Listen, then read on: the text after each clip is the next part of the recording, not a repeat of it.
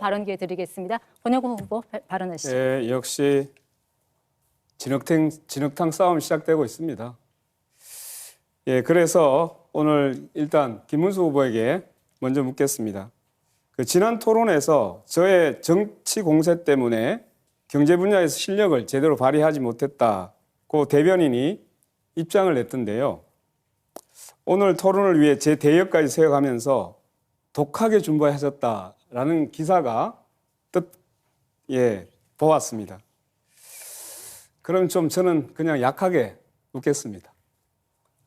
김문수 후보께서 누구라도 부정선거 의혹을 제기하면 선거관리위원회에서 해명할 노력을 계속해야 한다라고 발언을 하셨더라고요.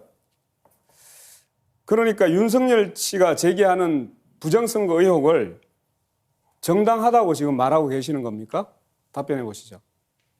그건 제가 지금 답할 문제도 아니고 윤석열 대통령이 부정선거 의혹을 제기하는 거는 그분이 한 것이지 제가 한 것도 아니고 저는 한 번도 그런 문제를 제기한 적이 없습니다. 그래서 네. 그건 제대로 그런데 부정선거 의혹을 제기하면 선거관리위원회에서 해명할 노력을 계속 해야 된다 이렇게 발언하면서 사실상 윤석열 씨를 편들고 있는 거예요. 그거는 기본적으로요. 네, 지난 5년간 150건의 부정선거 소송에서 선관위가 전부 승소를 했습니다. 그런데 왜 자꾸만 이런 선관위에 대한 해명을 요구하는지를 저는 이해할 수가 없습니다. 제가 거꾸로 묻는데 제가 이야기하니까요. 네. 좀 듣고 하세요. 제가 보기에는 김문수 후보도 윤석열처럼 음모론자 같아 보여요. 근거 없는 문제 제기를 가지고 계속 그렇게 국민을 분열시키는 이런 윤석열을 옹호하고 비호하는 이런 사람이 어떻게 사회통합을 말할 자격이 있을까요? 저는 자격이 없다고 생각하는 겁니다. 제가 생각하는 네, 다음 부정 비리 제가 질문하지 않았습니다. 네. 제가 조금 더 말씀드리겠습니다. 질문하지 않으면 답을 못 합니까? 네, 지금 이준석 후보 시간이 가장 많이 남았고 손을 여러 번 드셨습니다. 이준석 후보 발언하시죠.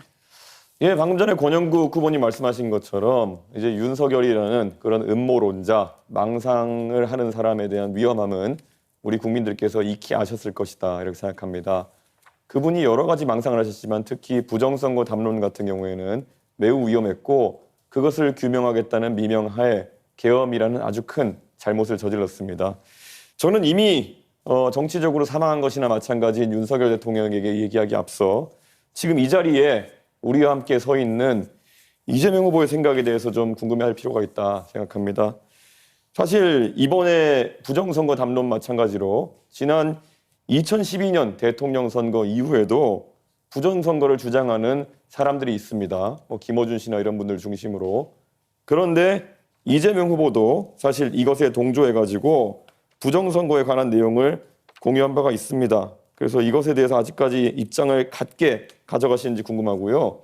천안함에 대해서도 잠수함과 충돌했다. 연구 결과 나와라는 내용을 공유하면서 천안함 음모론에 동조하는 모양새를 보이셨습니다. 그리고 또 서부전선 포격 당시에 현지 주민이 북한 측의 포사격을 듣지 못했다는 내용의 뉴스를 리트윗했는데요. 이거는 사실 대통령이 되면은 대한민국의 안보를 책임지는 사람이 돼야 되는데 우리 목숨 바쳐 서부전선을 지키고 있는 장병들을 믿지 못하고 군을 믿지 못하고 오히려 북한의 주장에 역성을 들거나 아니면 이런 음모론자들과 괴를 같이 하는 것인데 이런 행보에 대해서 반성하는 자세인지 우선 궁금합니다. 네, 말씀드릴 기회를 주셔서 감사하네요. 제가 말씀드렸던 부정선거는 국정원이 댓글 조작을 통해서 국민 여론을 조작했기 때문에 그 측면에서 부정선거라고 한 거지 무슨 투개표를 조작했다 이런 차원의 윤석열이나 우리 김문수 후보가 관심 갖는 그런 부정선거는 아니라는 말씀 하나 드리고 두 번째로는 천안함은 저는 정부 발표대로 북한의 공격에 따른 것이라고 공식적으로 제가 숫자 발표했다는 말씀을 드립니다. 덧붙여서 제가 이준석 후보한테 이거 하나 여쭤볼게요. 계엄 해제하는 거 정말로 중요했는데 12월 4일 날 새벽에 12월 4일 3일 밤이죠. 다른 사람들은 전부 국회 담을 넘어서 정말 들어가 전부 계엄 해제에 참여했는데 본인은 왜 담을 넘어가자는 그 참모 보좌관이 넘어가자 했는데 뭐 어떻게 야단을 치면서 쉽게 거의 폭언을 하면서 계속 말다툼을 하면서 결국은 계엄 해제 표결에 참여하지 않았어요. 저는 이게 결국 싸우는 척하면서 결국은 실제로는 계엄 해제에 반대한 거 아니냐. 그거 답 넘어가면 되잖아요. 왜 안 했는지 일단 궁금하고, 두 번째로는 지금 단일화 논란이 많은데 저는 이번 내란 극복이 이번 선거의 가장 중요한 과제다라고 생각해요. 그런데 이와 관련해서 우리 이준석 후보께서는 이 내란 세력에 대한 입장이 어떠한지, 또 극우 세력에 대한 입장은 또 어떤지, 결국 저는 이 후보께서 내란 세력인 국민의힘 김문수 후보와 단일화할 거다 이렇게 예상을 저는 개인적으로 해요. 근데 당권을 주겠다든지 총리를 맡겨주겠다 이런 제안이 있었던 걸로 보이는데, 단일화, 이 내란 세력 후보와 단일화 할 건지 궁금해서 한번 물어봅니다. 이거 뭘 또 거래를 하는 거 이런 거 불법 아닌가요? 저는 결국 이재명 후보가 음모론적이고 세상을 참 삐딱하게 보고 있다는 것을 다시 한번 증명하고 있다, 이런 생각을 합니다.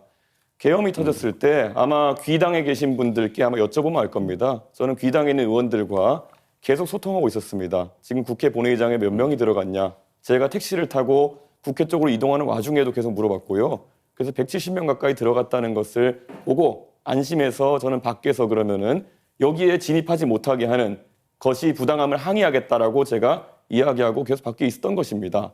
그리고 안에서 국회의장 비서실에도 연락해가지고 여기 밖에 지금 4명 정도 의원이 못 들어가고 있으니까 와서 우리를 들어가게 해달라라는 요청까지 했고 실제로 그분들이 오셨습니다. 저는 이번에 헌법재판소에서 계엄에 대한 판단을 내리면서 탄핵 판단을 내리면서 결국 이런 것들이 증거자료로 쓰인 것을 잘 알고 계실 겁니다. 그리고 제가 천하람 의원실에 저와 막역하게 지내는 비서관에게 그 얘기를 했을 시점은 이미 표결이 끝난 시점이었습니다. 제가 도착한 시점이 표결 한 5분, 4분 전이었고요. 그렇기 때문에 제가 안에 있는 민주당 의원들과 소통까지 해가면서 정확한 숫자를 파악해서 저는 밖에서 못 들어간 의원들과 같이 들어가겠다 했던 것입니다. 그것을 비난하는 의도를 저는 잘 모르겠는 것이, 민주당에도 진입하지 못한 의원님들이 있는 것으로 알고 있습니다. 그분들은 그럼 이재명 후보의 논리대로라면은 계엄을 막을 생각이 없었다는 것입니까? 그렇게 삐딱한 생각으로 우리 당 의원 보는 시각과 다른 당 의원 보는 시각이 다르기 때문에 이재명 후보가 갈라치기하고 우리 편 아니면 다 적이라고 본다는 그런 이야기를 듣는 겁니다. 굉장히 안타깝고요. 저는 국민의힘의 이야기에 대해 가지고 단 한 번의 예외 없이 단일화에 관심 없다고 이야기하고 있습니다. 이재명 후보는 그냥 본인의 망상 속에서 계속 그것만 두려운 겁니다. 그래서 이런 아주 중요한 정책을 물어봐야 되는 자리에서 자기 궁금증 해소하러 나오신 거거든요. 저는 이런 것들은 이재명 후보가 굉장히 편협한 시각을 갖고 있다는 확신을 국민에게 줄 거라 봅니다. 네, 제가 정리 삼아 이 말씀을 한번 드려볼게요. 그렇게 설명하시면 됩니다. 국민들은 의구심을 가지고 있죠. 거기서 말다툼을 하면서 시간을 보내고 의결 정족수가 충분하니까 계속 싸우고 있겠다. 이건 저는 국민들께 납득하기 어려울 거라고 생각해요. 물론 단일화 문제에 대해서는 나중에 결과가 결국은 나오겠죠. 그때 가서 보기로 하겠습니다. 제가 김문수 후보님한테 하나만 더 여쭤볼게요. 네.